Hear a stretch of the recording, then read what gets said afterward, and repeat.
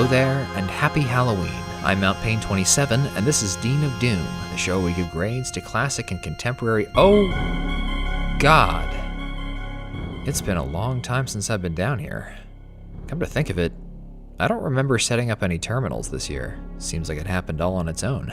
Well, folks, I guess we'll find out what sawed-off Hallowads were in store for together this year. But first, here's how the show works. Every map gets one grade for quality and one for difficulty. Quality grades go from A to F. Grade A levels are fun, memorable, visually distinctive, creative, and a fair challenge. We grade difficulty from X to E. X for extreme, E for easy, A through D in between. Remember that disagreeing is part of the fun, and at the end of the day, this show is about spreading the joy of Doom. So let's do so. The rules are, we play on ultraviolence and must pistol start each level. I need to play WADs twice before reviewing them. Saves are allowed, and we go for 100% kills in all levels unless I decide it's just not worth it. Now to the WADs. Looks like the first one is Alcazar by General Roasterrock, Ravendesk, and Jizwardo. This Boom-compatible map set was made in 2023 as an homage to the Wormwood series, perhaps not expecting Ribik's and Grain of Salt to follow up on Wormwood 4, the final chapter. Alcazar wears Halloween's colors, but it's less spooky than it is mystical. It also embeds one quirky mechanic in its maps, a la Expanded Universe's reflective walls and the horror's meteors. Alcazar is not for all tastes, but it will please fans of the series it imitates, and I would have showcased it even if the entity haunting my basement wasn't pushing for it.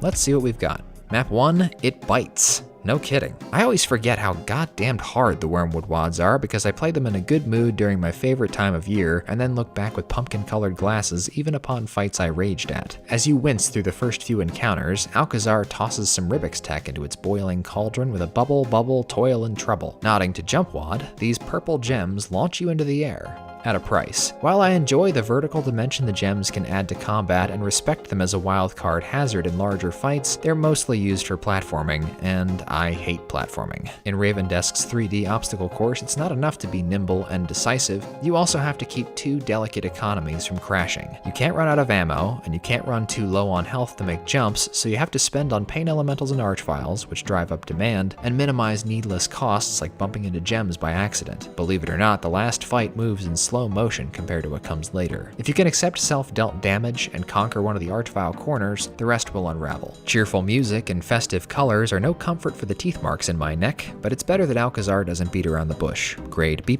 difficulty A+.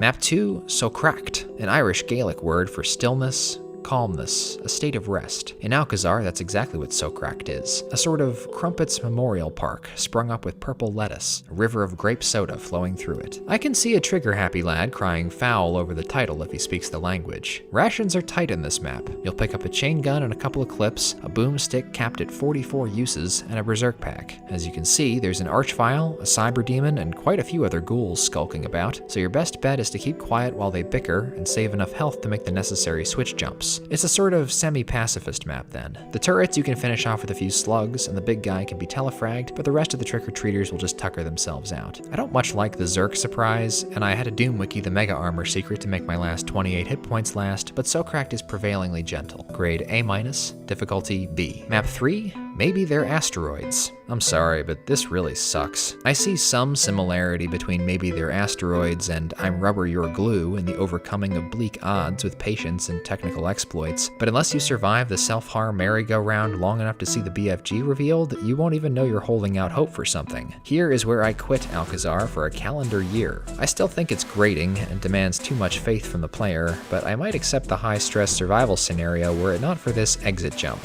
Why would you make this such a struggle? Why? Grade D-, difficulty A+.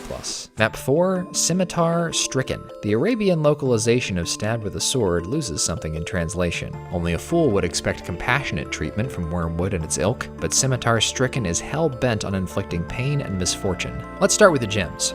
I hate them. Even unabashedly save-scumming, I can barely convert 2 jumps in a row, and the gem that boosts you out of this pen should be shoved in an old lamp and buried in the desert. Making the player pay 20 damage every time they want to try another angle of approach is like teaching a 3rd grader their times tables with electric shocks. They'll eventually get it, but they'll grow up hating multiplication. The worst part about the gems is they'll sometimes wreck your run or your save by demanding more health than you can give, and there's no more egregiously unfair instance of this than after the purple key fight. I haven't said a word about Scimitar's combat yet, but you can picture it. Revenants, Archviles, and Barons in overwhelming numbers or in tandem with hybrid cybers that won't stop fussing. The purple key fight is the most nightmarish incarnation of these things. I only survived it by blubbering in a corner until it was over, but the worst part is that you have to save enough health here to survive a firing squad and 2 Archviles in the open, and then hop out. Granted, I did jump to the Megasphere early and think I was very clever, but even if you don't do that, you still need to make it to the switch before they toast you. I understand that I'm not meeting this map on its level. Scimitar Stricken is meant to be practiced like an athletic event, all logistical hiccups ironed out with forethought. However, what about the BFG fight?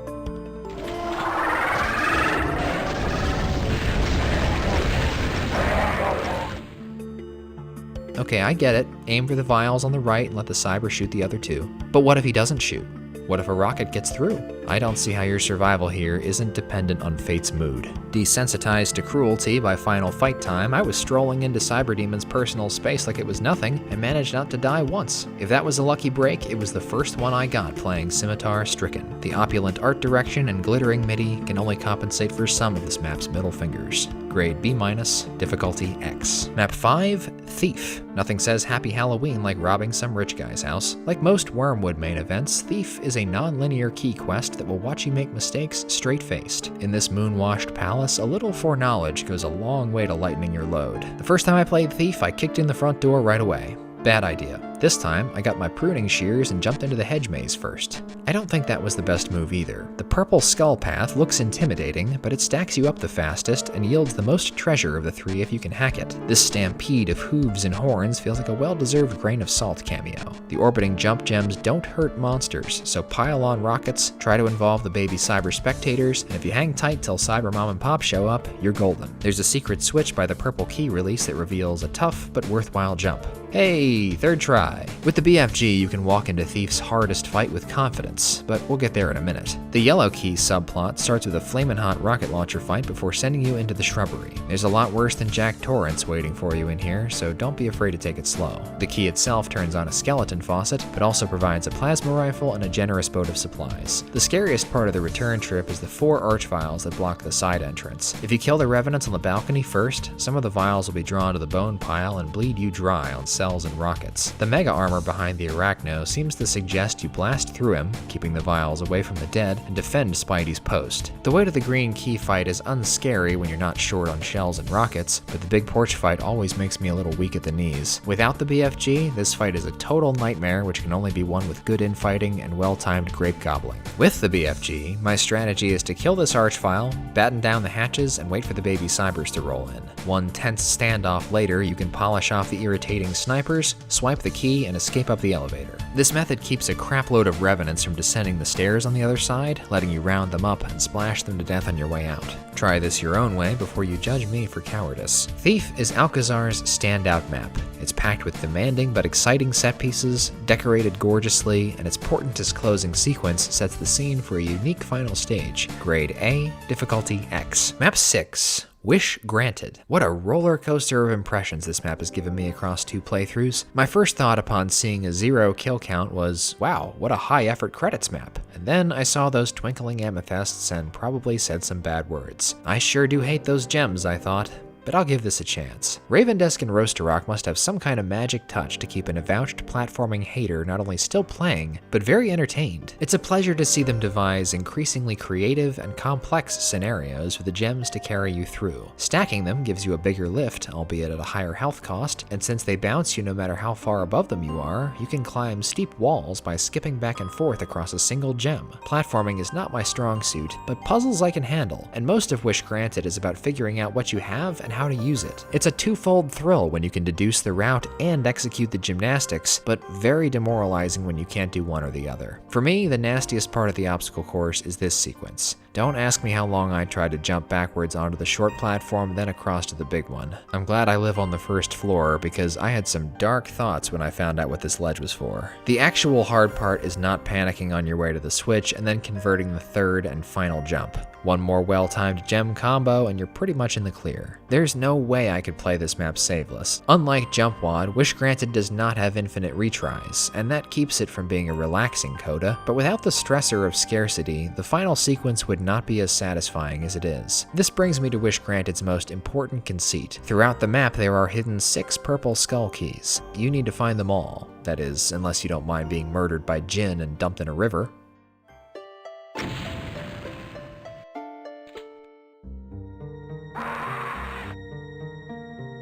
This is the bad ending. A lot of the skulls are just hard to see, but a few of them, like this last one, are wicked hard to reach. The skulls unlock a big purple gem that makes you invulnerable. Now, I'm so dumb that when I first played this, I bumped into the teleporter which takes you back to the start, saw the palette swapped scenery, and there happened to be a lull in the music, so I thought it had been stopped on cue. I concluded that R&R wanted me to do the entire map again under time pressure and immediately quit.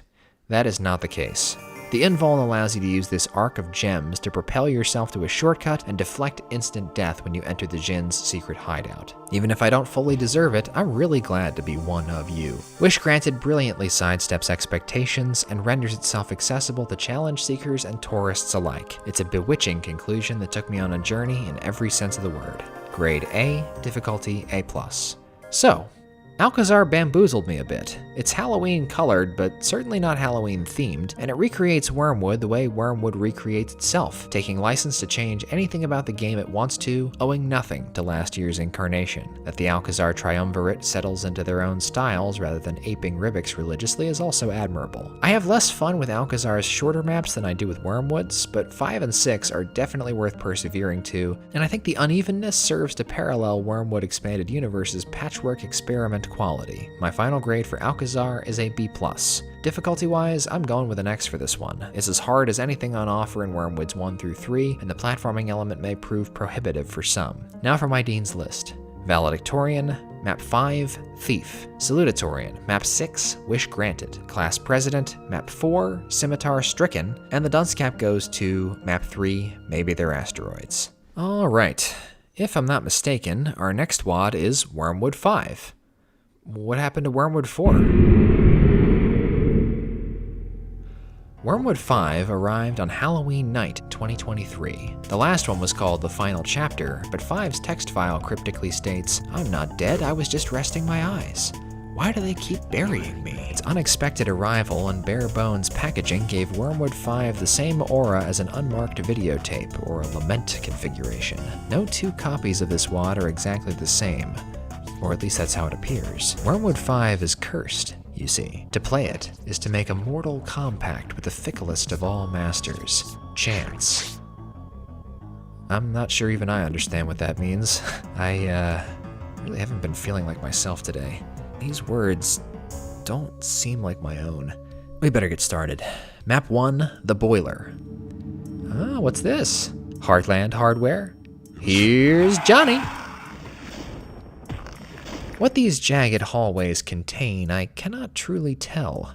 Each time I go to sleep, the dream changes. Different doors will open, but the same monsters will be there, frozen and then unfrozen. There's nothing irrational about the fear of bad luck, but don't worry, we're all going the same place.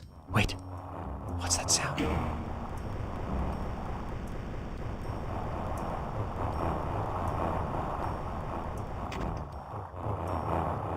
Maybe I'm not asleep.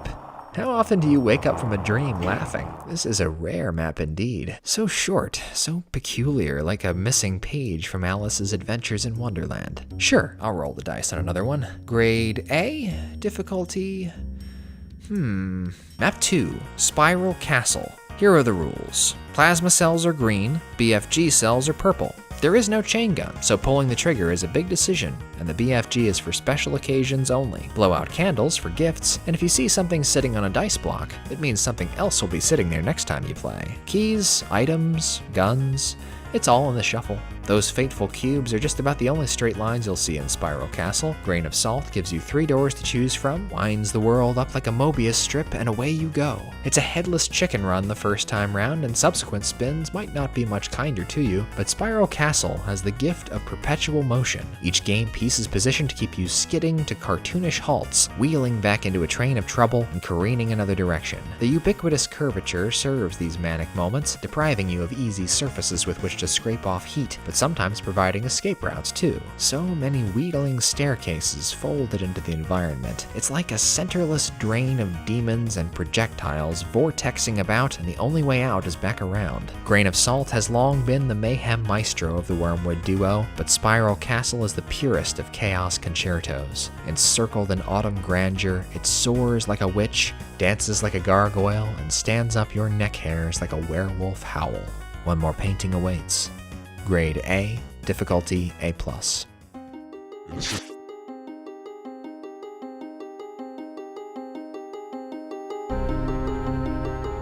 Map 3. Map 3, Map 3, Map 3. My memory is so scattered. It's as if my brain went back and overwrote everything to protect me. I can't do this. The hugeness of this map is only one of the reasons. In this iteration, my first encounter of note was the slot machine cave, which blessed me with a berserk axe and 2 purple power-ups. Whether or not you believe this to be compensatory for the Archvile jackpot is not relevant to Ribix. If at any point you find yourself wondering, can this possibly get any worse?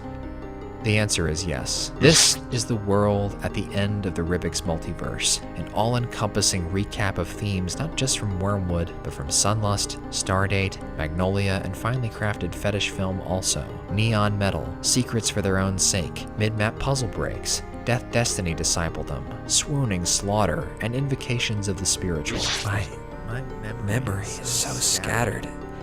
It's as if my brain went back and overwrote everything to protect it. The automap is available immediately, but it's not going to help you find secrets. Sometimes you are allowed to amble the outskirts, but it's anybody's guess if there's something to be gained from it. The only thing worse than incrementing the curse level is being gifted a duplicate key, especially early on. Fate can be cruel. To the north lies one of the most disastrous shrines, a crossfire of machine guns and bionic hooves and pell-mell terror so profound that I can only imagine we are meant to beg mercy from the orange cross that overlooks it all. You must untether yourself from your idea of what is impossible. At the highest curse level, the East Wing cackles at your displays of courage. It took 15 minutes of agonized flailing to put an end to the stomping, the howling, the crackling, and the plasma rain, but my work was far from done. Slightly cursed, thoroughly cursed, drenched in curse, cursed to the bone. Even at only the 2nd curse tier, the shrine half encircled by lava wreaks terrible havoc, spewing massive quantities of imps, pinkies, hell knights, and revenants into the basin. Without a BFG or rocket launcher, evasion and misdirection must substitute for strength. You will cower, and you will falter, and you will look into the starry sky and cry out for your maker, but you will still be cursed. Picking up the BFG, which costs 1 skull key, is the most cursed action you can perform, raising the level 3 points. There is nothing I can do to help you understand how this map functions. I can only offer a humble, scribbled outline of what happened to me this time. Crucifixion awaits at the end of the East Wing, where you must repel a clutch of cacodemons and pain elementals while a cyberdemon fires at your back, and then 8 Mancubi join the chorus. There is nowhere to hide and no help coming. It is experienced variably, but not one thing in it was done randomly. All spontaneous encounters, all outcomes, fortunate and not so, arise from one man's design. The curse system is After Image's central conceit, and Ribix only loosely explains it within secrets. The more keys you find, the more weapons you collect, the more deadly the map will become. A skull can be wrested from this terrible rodeo of green cybers, cacos, and hell nobles, but the threat of instant death is extreme. I can't say whether it should be tackled first or put off till later. It is less overtly grim than the horror, and not as much of a weird threnody as stabbed with a sword, but it's so monumental it could swallow them both whole. When you think you're ready for the final fight, you are not.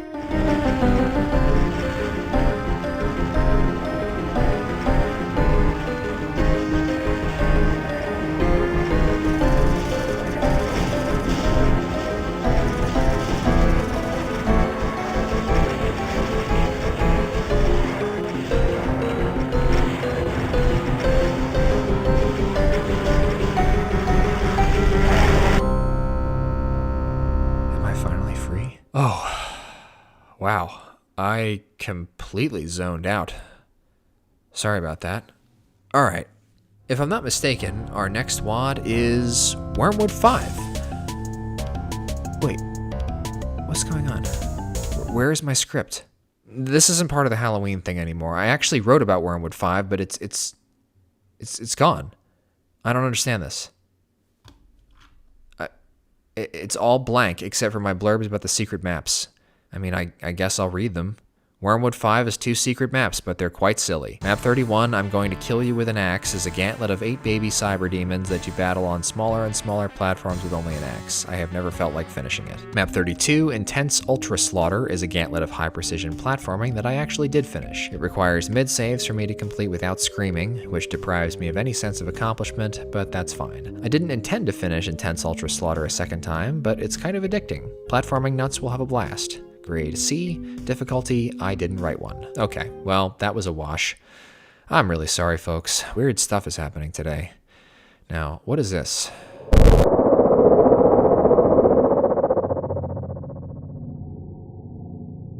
Build as a dark, atmospheric, and very red set of maps inspired by the artist Suguru Tanaka, Formless Mother was created to evoke a sense of unease. Ambient composers Matt Eldridge and Snaxolotl fill out the soundtrack, and Treehouse Minis rounds out the monster roster with weak cyber demons and arachnorbs from Valiant and Hardfest 2. As you might expect, Doom pairs well with existential horror, especially the kind of Doom Treehouse Minis likes. Formless Mother is MBF21 compatible and not for the faint of heart. Ready or not, here we go.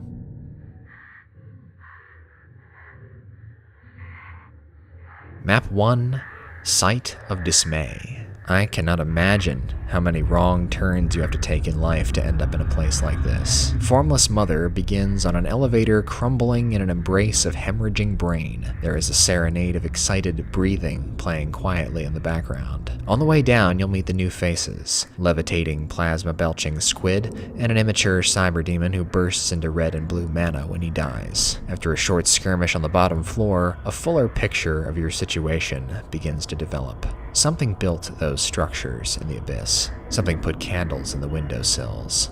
Let's not think about that right now. Insane Gazebo was one of this project's testers, and he is clearly an influence on Treehouse Mini's combat, but there are small flourishes in here that don't bring his name to mind. This escape from Revenant rockets and into Archvile fire becomes an uncomfortable standoff where the Revenants can still hit you while you pick off the Watchmen. In this rancid chamber, 2 cyber demons push rockets through embryotic sacs, which seemingly exist only to make it hard to see where the cybers are looking. These small staircase fights might be small as a map 1 courtesy, or maybe you're being teased.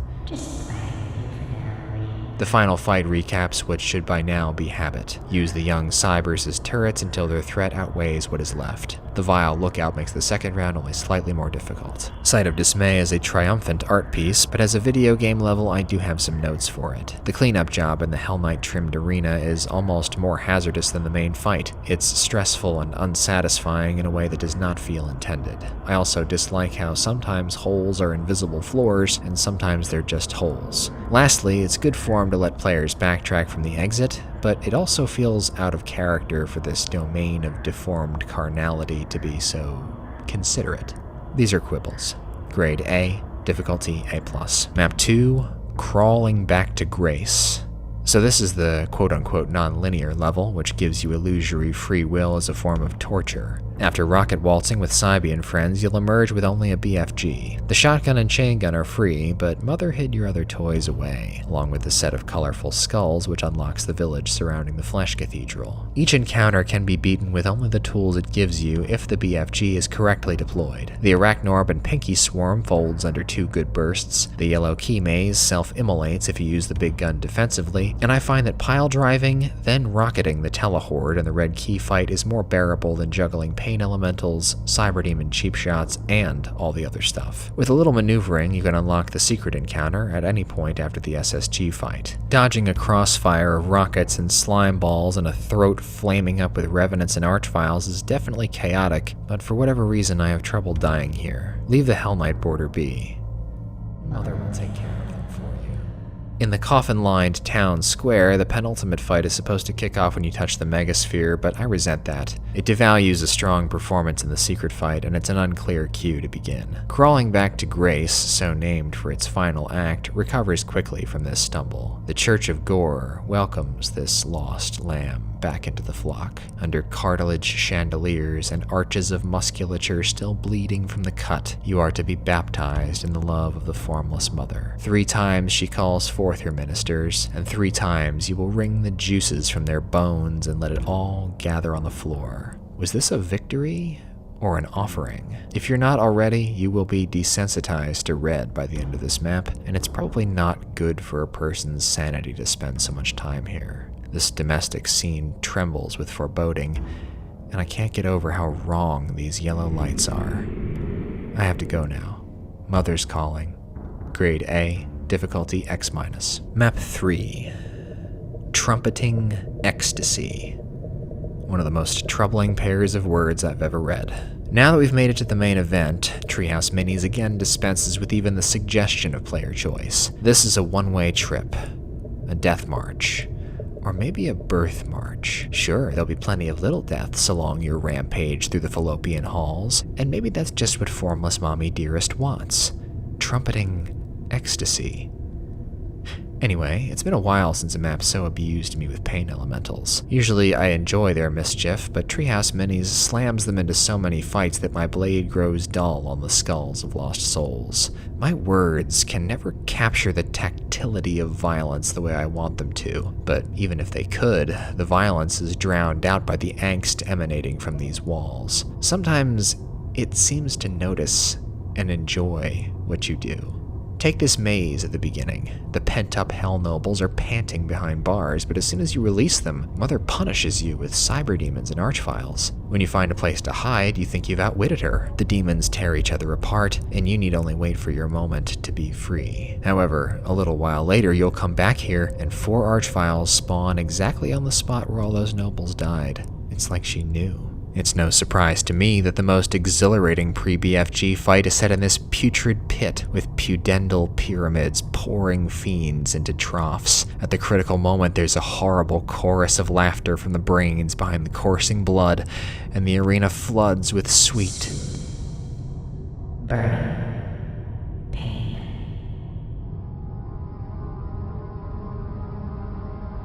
The yellow key chamber is what will finally deaden you. The pure panic of being smothered in uterine tissue between imps, archviles, revenants, and an infant cyberdemon will either kill you or permanently steal your psyche. Take the skull that is conceived and leave. If you reach this grisly scene, it means you have accepted your part in the coming blood orgies. You're not just a bovine ambling to the end of the chute. You're holding the bolt gun.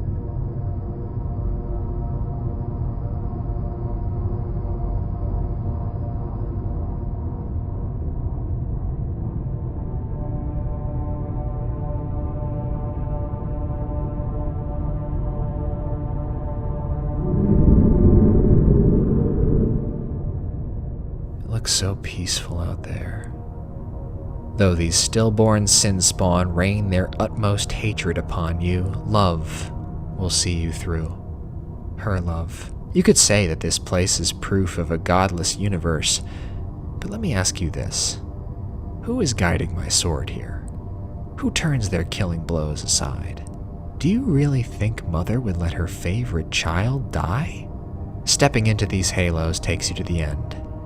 Here, we make a sacred conquest. In the Formless Mother's womb, conception is death, and we are its harbinger. Lifted from the bones and the fire and the screams and into the blood, we awaken from our prenatal nightmare to the sound of trumpeting ecstasy.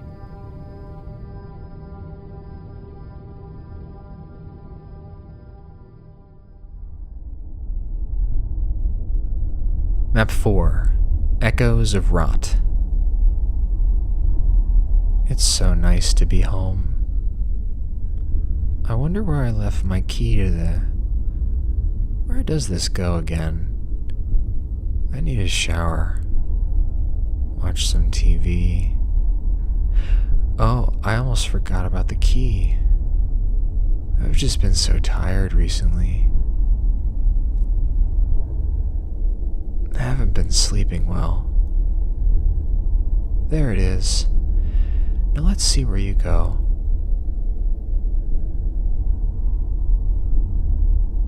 God.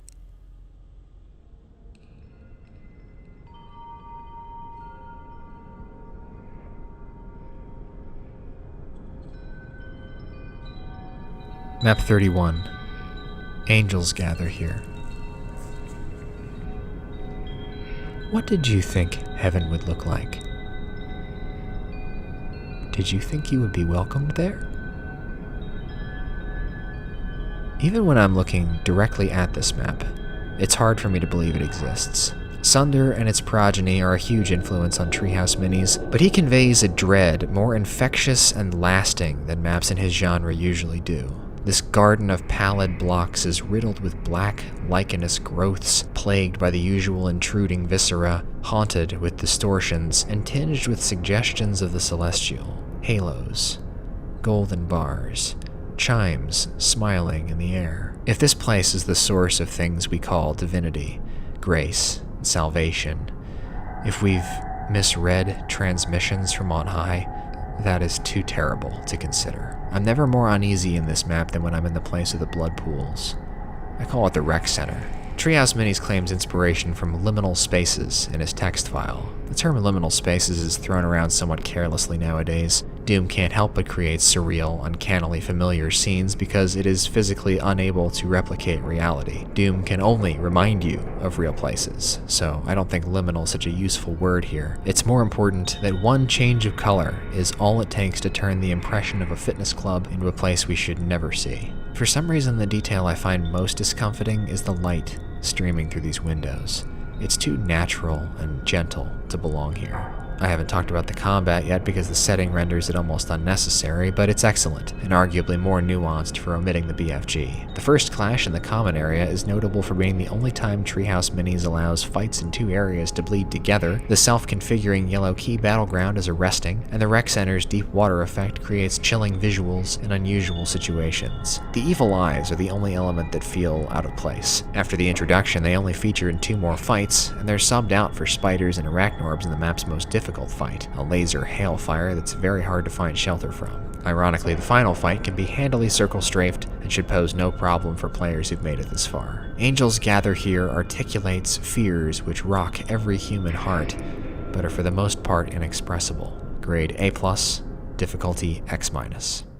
So, let's shake out some of the trauma now. Formless Mother is probably the scariest yo mama joke ever told. It bushwhacks you from all angles, psychological, theological, existential, and drenches it all in body horror and gripping slaughter combat. I'd go so far as to say Formless Mother is more a treatise on the absurdity of existing in a fleshy prison than a mod for a video game. I can't think of another WoD that devastates my serenity so completely, and I salute its artistic rigor. My final grade for Formless Mother is an A, and we'll give it a final difficulty grade of X-. To decompress from today's cocktail of forbidden treasures, fickle fates, and edible freakery, let's close out with something cute for once. Pumpkin Hell by James Paddock was originally made for something called the Pigeon Speed Mapping Sessions and polished up for a standalone release in October of 2018. It's lightweight and low pressure, no more than 10 minutes if you're going straight for the exit, but Jimmy's got a plastic pumpkin pail of goodies for anybody who sticks around for the secret hunt. Jimmy seems inspired by Valiant, judging by the menu font and the way he proportions cave, base, liquid, and monster coverage. Above all, this map was made to swaddle you with seasonal cheer. Stim packs have been magicked into pumpkin spice lattes, skull keys have been traded for grinning gourds, cack-o'-lanterns hurl fireballs from the lit candles in their mouths, and the map is filled to the brim with damaging pumpkin juice. Whether you're warming up, winding down, or need something to make a hot beverage last a little longer, Pumpkin Hell is the map for you. Grade B, difficulty D+. And that's our special. Thank you very much for watching. Hope you get to enjoy some Hallowads with what's left of October, and if I make it out of this basement with my soul intact and mind under my own control, I'll see you all again soon. Now, I'd like to take a moment to acknowledge my generous patrons. Aaron Allen, Agile Jackson, Agu XYZ, Alephany, Alpha Skeeter, Artisan Talzar, Beatbeard, Blexor, Botchnek Schleba, Bitefire, Kappa Bitch, Captain Wave, Cheese Wheel, Christophine Place, Demo, Dark Matter 2793, Delirium, El Inferno, Emperor Spoon, Endless Moose, Francis T218, Galaquack, General Roasterock, Gothic Box, Griffin Upchurch, Henner's Lenners, Hexelix, Hot Tomato, Ian Hunter, Idiot Supreme, Jeff Hibbert, Jeremy Francouz, Jimmy Paddock, Josh Ballard, Jude, Just Some Schmuck, Just Great 98, Killplane, Quan, Large Cat, Lexi Max, Lumnal, Mamatic, Mark Rowland, Mars, Master Drew 117, Matt G, Matthew Gower, McJimbles, Michael Akins, Michael Jensen, Mike Merrick, Miracle Water, Mixer, Mosicon, M. Essex, Mullywiz, Neurometry, Nick XCOM, Number 26, Not Obelisk, Novaseer, NX Avery, Omnibot, Painful Hill 72, Pezaveng Jaj, Philip Coffey, Foo, Rando Will, Red Doomed Earth, Reese, Reese Anderson, Richter Berg, Salt Bad Guy, Saf the Coffee Witch, Sean Grant, Snacker Fork, Star Cannon 399, Stonemason, Stupid Nick, Sylvester Priss, Tamariel, Tarakushino, Tavio, The Lippy Server, The Refined Odyssey, TJG1289, Turbine 2K5, Velenex, Video Game Lover, Wandering Autumn Leaves, Why Bimo Not a Crab, and William Huber. Thank you. I appreciate you all. This is Mount Pain 27, wishing you a happy Halloween.